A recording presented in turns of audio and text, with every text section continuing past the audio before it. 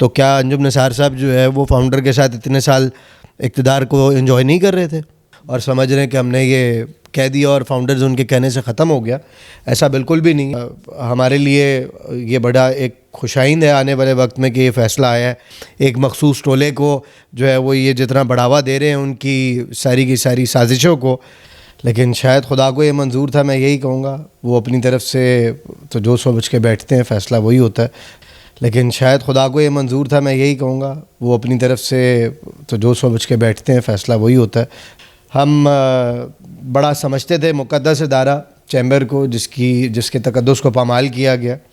और जी बिस्मिल्लाहिर्रहमानिर्रहीम, अस्सलाम वालेकुम। आपका मेज़बान मलिक अंसब आपकी खिदमत में हाज़िर है। लाहौर चैम्बर ऑफ कॉमर्स की बदलती सियासी सूरत हाल पर आपको लम्हा ब लम्हा अपडेट करते हैं। आज इस वक्त मेरे साथ लाहौर के एक सीनियर बिज़नेस लीडर मौजूद हैं जो कि सीनियर वाइस प्रेसिडेंट हैं लिबर्टी मार्केट के। इसके अलावा लाहौर चैम्बर ऑफ कॉमर्स के हालिया इंतखाबात में एक मिसाली किरदार अदा किया। प्यार फाउंडर LBF अलायंस की जानिब से एसोसिएट क्लास के उम्मीदवार होने के नाते पूरे लाहौर में अपनी पार्टी का बयानिया एक एक ताजर तक पहुंचाया और अपने ताजरों तक अपनी पार्टी का बयानिया पहुंचाकर अपनी पार्टी को भरपूर वोट दिलवाए। उमर सलीम साहब मेरे साथ मौजूद हैं जो कि यकीनन किसी तारुफ के मोहताज नहीं हैं। लाहौर की ताजर बरादरी की सियासत पर अक्सर उनकी तबसरे आप मुलाहिज़ा फरमाते हैं और आज उसी तरह एक तबसरा लेने उनके पास हम पहुँचे हैं। उमर भाई, सबसे पहले तो आपका शुक्रिया, आपने यकीनन अपना कीमती वक्त दिया। अब लम्हा बलम्हा अपडेट करते हैं all over the Lahore media को। ये बताइएगा कि हवाओं का रुख यकीनन बदला है, हालात बदले हैं, तब्दीली आई है। जो सेनेट और कौमी असम्बली के मुश्तरका इजलास में जो एक बिल मंजूर हुआ है उस बिल के मुताबिक यकीनन तमाम पाकिस्तान के चैम्बर्स इसी साल सितंबर में तहलील होंगे और नए इलेक्शन की तरफ जाएंगे। यकीनन ये हालात बदले हैं, हम सोचते कुछ हैं और हो कुछ जाता है। क्या कहेंगे? Thank you so much for having me अंसब। बात यह है कि वक्त है और बदल गया।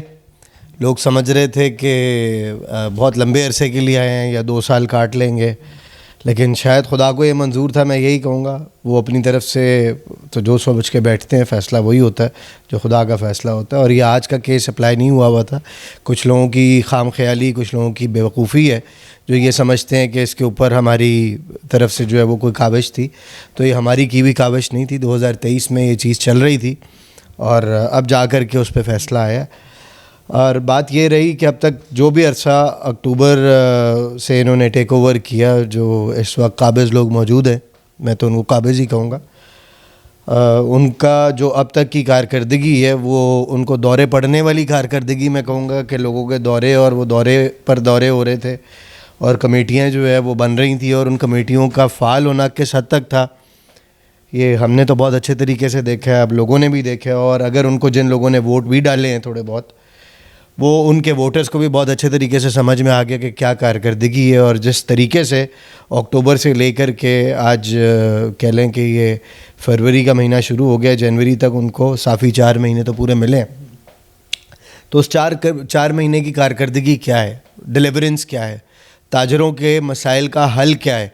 बहुत सारे लोगों को वहाँ बुके मंगवा करके रिसीव कराना, वो मुफ्त की चाय कॉफ़ी वोटर्स के जो या मेंबर्स के जो पैसों की चाय कॉफ़ी पीना और सारा दिन सुबह से लेकर के रात तक जो है वो शोबदेबाजी और टिकटॉकिंग और ये सब कुछ करते रहने का अमल जो वहाँ जारी रहा, उस अमल को हमने सब ने देखा।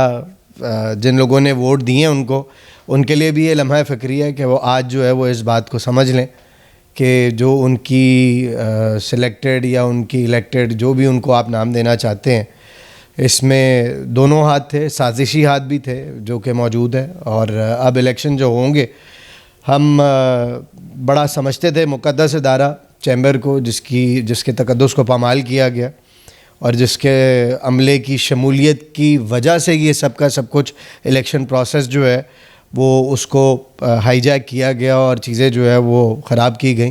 तो इंशाल्लाह आने वाले इलेक्शन के अंदर अल्लाह ने चाहा हम भरपूर इस चीज़ को वॉच करेंगे और पूरे तरीके से इसके अंदर जो साहिब मामला लोग हैं, जो बॉडीज़ हैं, इसकी लीगल बॉडीज़ जो हैं, उनको हम पहले से इस बात के लिए जो है वो बावर कराएंगे कि इस दफ़ा आने वाला इलेक्शन जो है वो प्रॉपर तरीके से साफ़ और शफाफ होना चाहिए। जो पहला हो चुका वो अभी भी DGTO के अंदर उसकी चीज़ें पड़ी हैं और सारा कुछ है कि ना सीलें थी ना कुछ था, जो वोटर नहीं थे, जो फाइलर नहीं थे, वो भी लाहौर चैम्बर में हमें घूमते फिरते नज़र आए।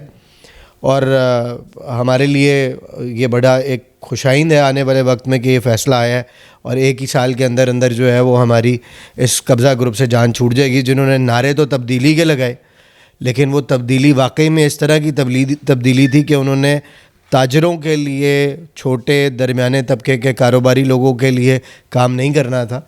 उन्होंने ज़ाती मफाद के लिए और अपने जो मुखालिफ लोग हैं या जो उन लोगों के साथ कारोबार में उनके मद्दे मुकाबिल हैं, उनकी मुखालफत के लिए उन्होंने जो है वो उस चैम्बर पे कब्ज़ा किया और उस पर पूरे तरीके से उनको जो है वो नुकसान पहुँचाने की कोशिश कर रहे हैं। ना कि सिर्फ अपने मद्दे मुकाबिल लोगों को नुकसान पहुंचाने की कोशिश कर रहे हैं, मुल्क को भी नुकसान पहुंचाने की कोशिश कर रहे हैं।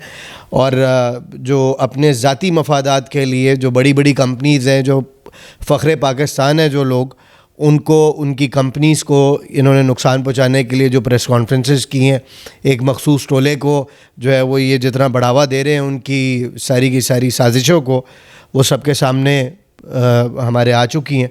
तो इंशाअल्लाह ताला अब वक्त करीब है, ज़्यादा दूर नहीं है। ये 6 महीने सारे रह गए, अब तक तो 4 महीने में कोई डिलीवरेंस हुई नहीं। भाई यकीनन आखिरी मुख्तसर सवाल है कि आपका फाउंडर्स ग्रुप के साथ एक दरीना ताल्लुक़ है, एक रिश्ता यकीनन आपके साथ जुड़ा है। अव्वल तो फाउंडर्स ग्रुप के बारे में ये बात होती है कि उसमें सिर्फ़ और सिर्फ मरूफ़ी सियासत प्रमोट होती है, एक बात। दूसरी बात कि इन इलेक्शंस के बाद बहुत धचका लगा है एक मकबूलियत को। ये कहा जा रहा है कि फाउंडर्स ग्रुप तकरीबन ख़त्म होने के दहाने पे है। क्या वाकई फाउंडर ग्रुप जिसकी 100 ईयर्स एक हिस्ट्री है वो ख़त्म होने के करीब? बड़ा मज़ेदार सवाल किया है, इसका जवाब थोड़ा सा तवील हो जाएगा। इन सब सिलसिला ये है कि आपने कहा मौरूसी सियासत, और इस इलेक्शन में इन्होंने नारा भी यही लगाया, दादा पोते की सियासत।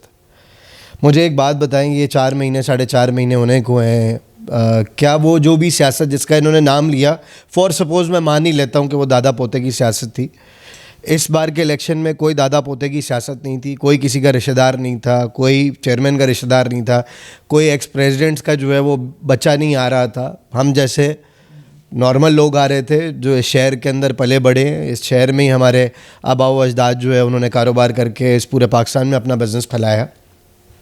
तो पहली बात तो ये कि वो बयानिया ही झूठा था। आने वाले वक्त के अंदर के लिए भी बात मैं करूँगा, लेकिन उससे पहले आपने कहा कि फ़ाउंडर ख़त्म हो गया, तो ये अहमकों की जन्नत समझते हैं अगर आप, तो वो अहमकों की जन्नत में जो रहते हैं और समझ रहे हैं कि हमने ये कह दिया और फाउंडर्स उनके कहने से ख़त्म हो गया, ऐसा बिल्कुल भी नहीं है।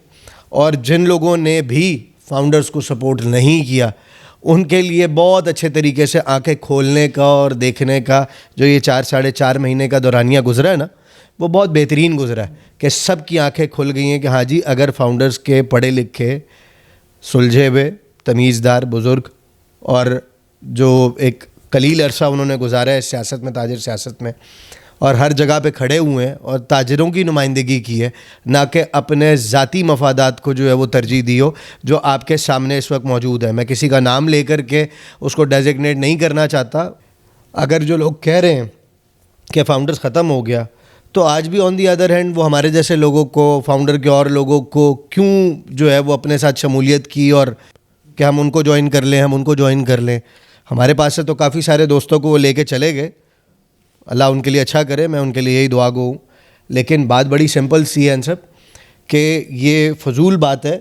अगर ऐसी बात होती तो ढेर सारे लोगों का अभी भी मजमुआ इकट्ठा है जो फाउंडर्स में मौजूद है। उसमें फ़र्स्ट ईयर क्या, सेकंड ईयर क्या, थर्ड ईयर क्या, और हम जैसे न्यू कमर क्या।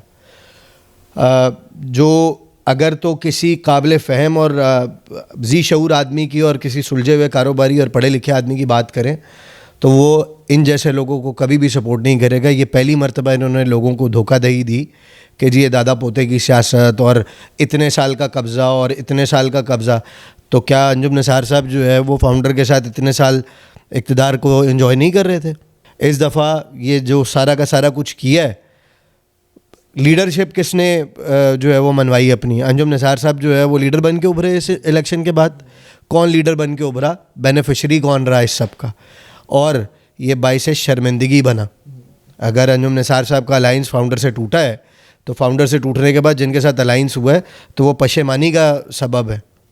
अंजुम निसार साहब एक पुराने सियासतदान आदमी है, तो उनको इतनी कम से कम जो है वो अकल होनी चाहिए कि उन्होंने जिनके साथ अलाइंस किया, उनके अलाइंस में जो वो हुकूमत में आने के बाद अपने चैम्बर को रूल करते हुए जो जो एलिगेशंस लग रही हैं और जिस जिस किस्म की बातें हो रही हैं, मुझे तो वो बातें करते हुए भी शर्म आती है कि यार मैं कैसे बात कर सकता हूँ। बहुत शुक्रिया नाज़रीन। उमर सलीम साहब हमारे साथ मौजूद है। यकीनन ये उनका तबसरा है और ये उनकी गुफ्तगू है जो कि पूरे लाहौर में लाहौर चैम्बर की सियासत से वाबस्ता अफराद के लिए मरकज़ निगाह बनती है, तवज्जो का मरकज़ बनती है और ये उनका यकीनन बेबाक नज़रिया है जो आप अक्सर मलाइज़ा फरमाते हैं।